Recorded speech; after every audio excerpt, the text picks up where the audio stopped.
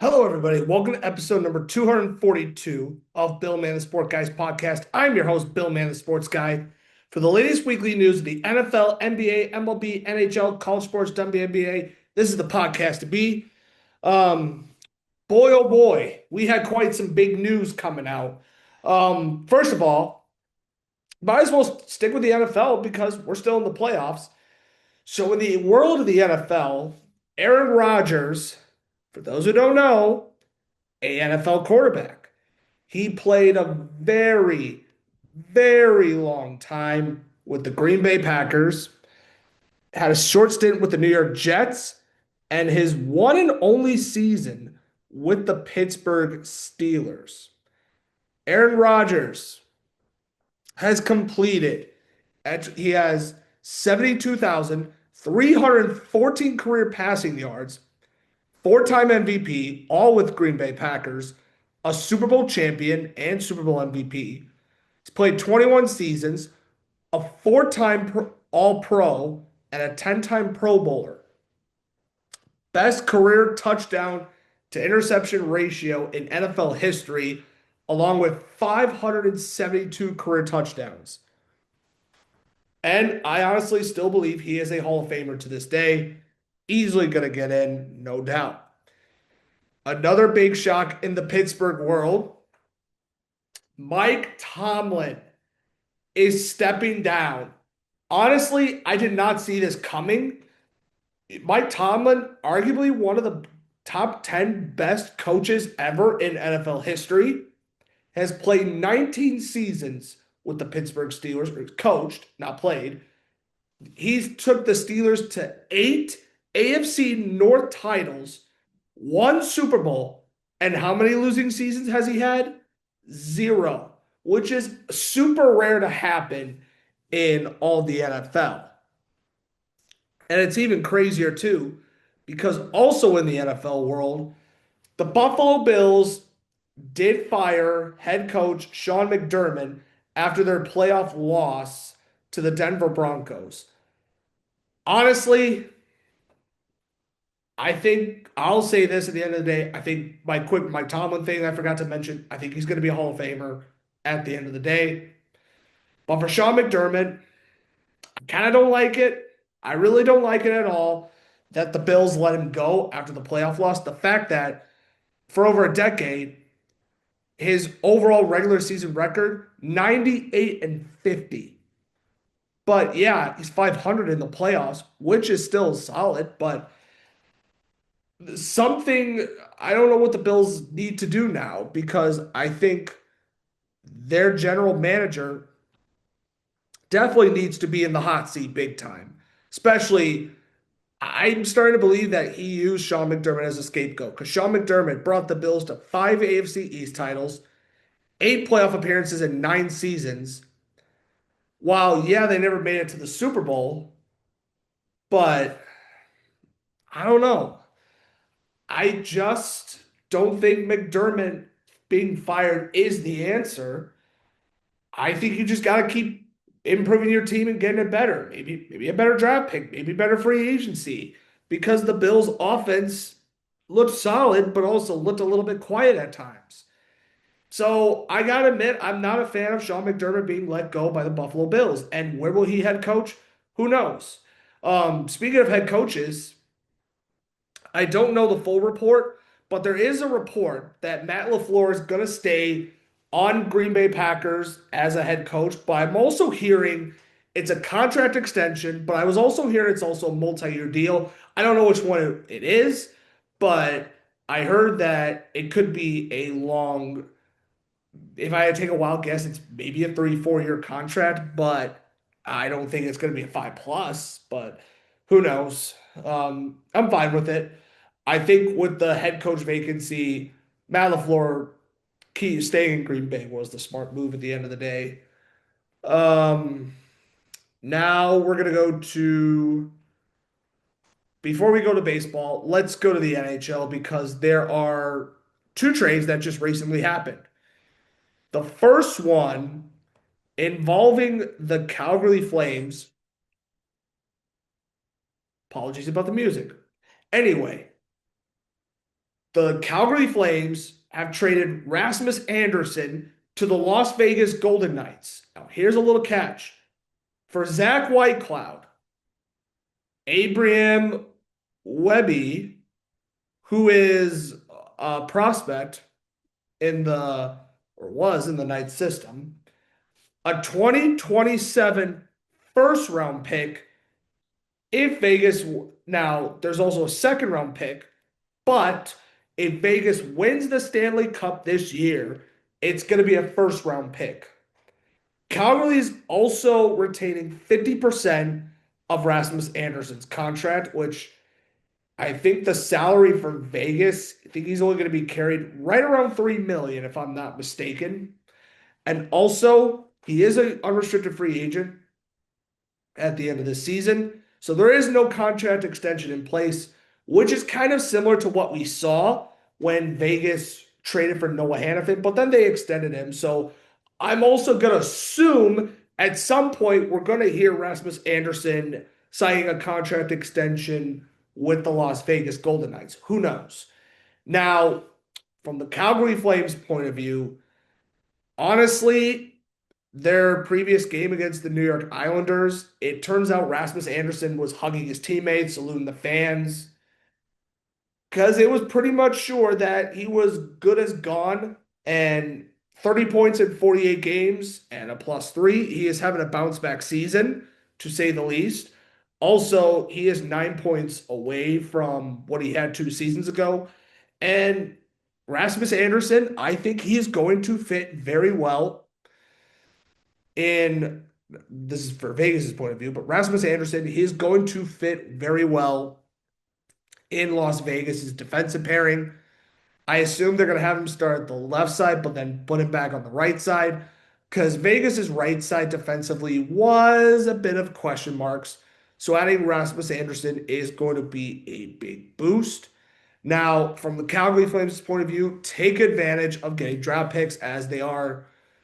Maybe they'll still land in the Gavin McKenna sweepstakes, but Zach Whitecloud, young forward, good defensive player too, who I think can really help out the Flames in the defensive side of the puck. And I think he could cheapen very decent offensively. Now, Abram Webby, I don't know too much about him. I just think I hope he'll pan out with the Flames. I'll just put it at that. Very good trade, though, on both sides. I like this move a lot.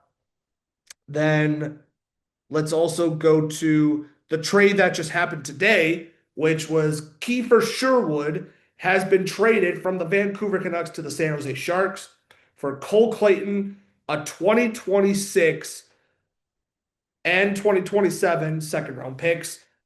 Cole Clayton, young player who I think can help out Vancouver because Vancouver is in such a mess right now. And it's bad enough to where, yeah, they traded Quinn Hughes and Kiefer Sherwood was one of their best forwards. In 44 games played, Kiefer Sherwood has 17 goals, 6 assists for 23 points, but is a -12. Now, he's having the best season of his career by far. And at the end of the day, I think this is a pretty bold move by the San Jose Sharks. And who knows? They could maybe also flip him at the trade deadline. But we're going to see how this pans out on both teams. Now, next up, we are going to go to Major League Baseball because there were 3 signings that I mainly missed, and we're going to talk about those. So, the first signing we're going to discuss. Oh, there was also a trade. Josh Lau is being traded from the Tampa Bay Rays to the Los Angeles Angels. Josh Lau, and so it's actually a 3-team trade where the Los Angeles Angels, they acquired Josh Lau, but it also sends infielder Gavin Lux to the Rays and pitchers Brock Burke and Chris Clark to the Cincinnati Reds. Now, I don't know too much about Clark and Burke, so I can't really comment on it other than I really hope they pan out for Cincinnati. Gavin Lux did not have a good season with the Reds and hope he can find his game back with the Tampa Bay Rays. Now, as for Josh Lau, 20 homers, 835 OPS kind of season he had with the Rays. And another interesting move by the Angels. I'm very curious to see where Josh Lowe is exactly going to play and where he's also going to fit in among their roster. Now, there was three signings that happened that we totally missed out on from last week. The first one, oh man. So, so here's another one. Nolan Arenado going to the Arizona Diamondbacks. I'll just talk about that really quick because I don't think I mentioned it. Arenado, not what he once was, but I think he's going to do very well with Arizona. He's a good ball player. And the Cardinals get Jack Martinez, who, Hein Bloom is blowing up the roster in front of our very eyes. So I think this is going to be a bit of a crazy move for the Cardinals, and I think he'll do fine, hopefully. All right, next up,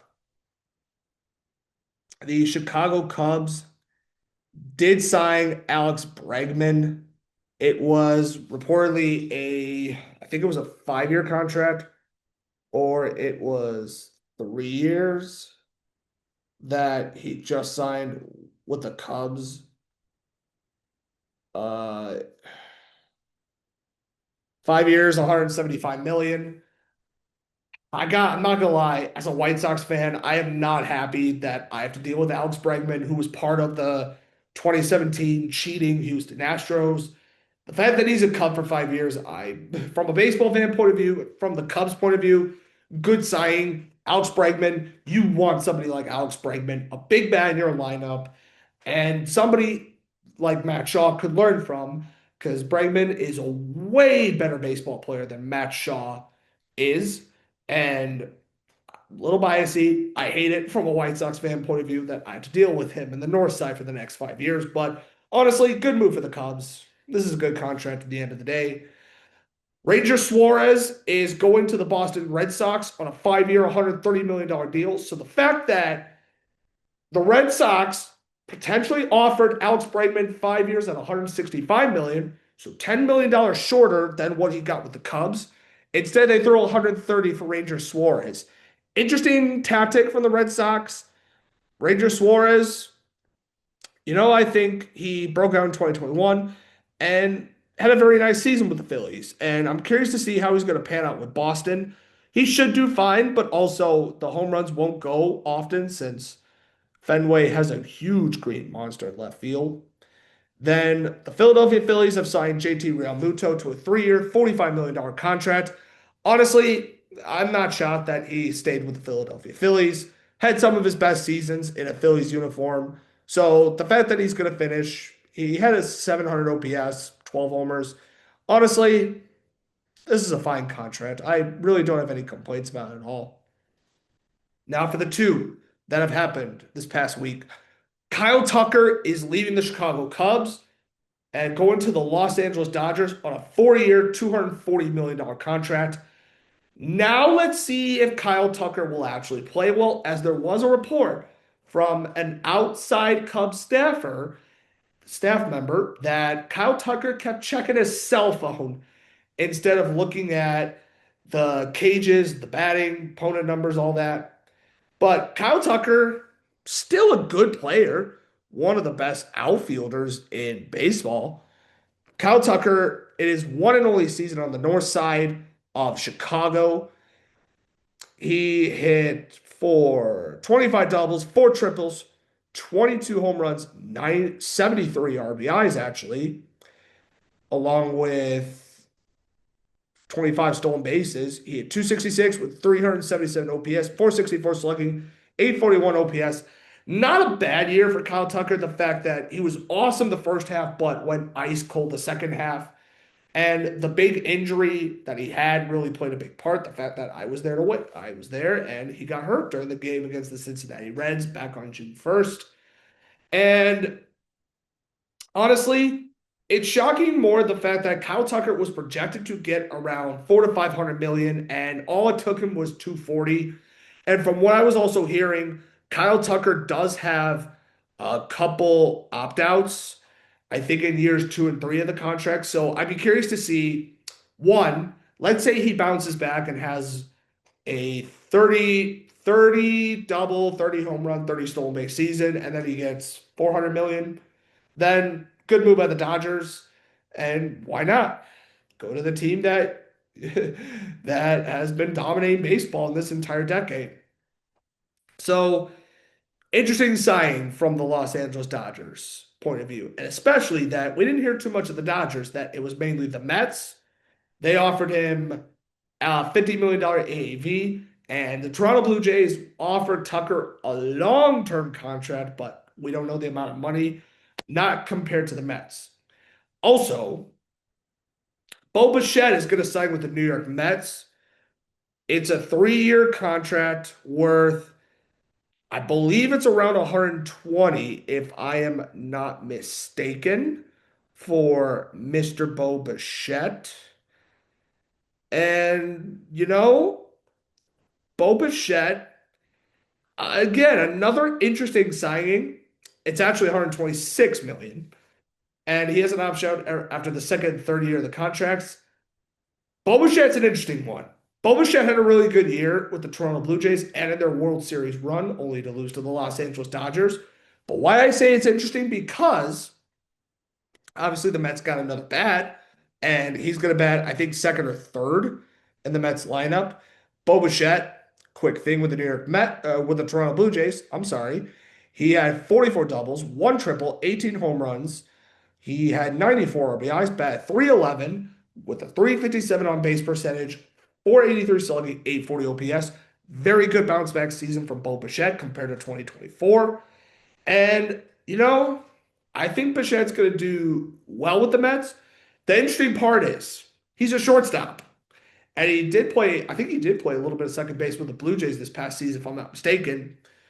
So, from the Mets' point of view, how's he going to do at third base? Because right now, their projected infield will be Bo Bichette at third base, Francisco Lindor at shortstop, Marcus Semien at second, Jorge Polanco at first base.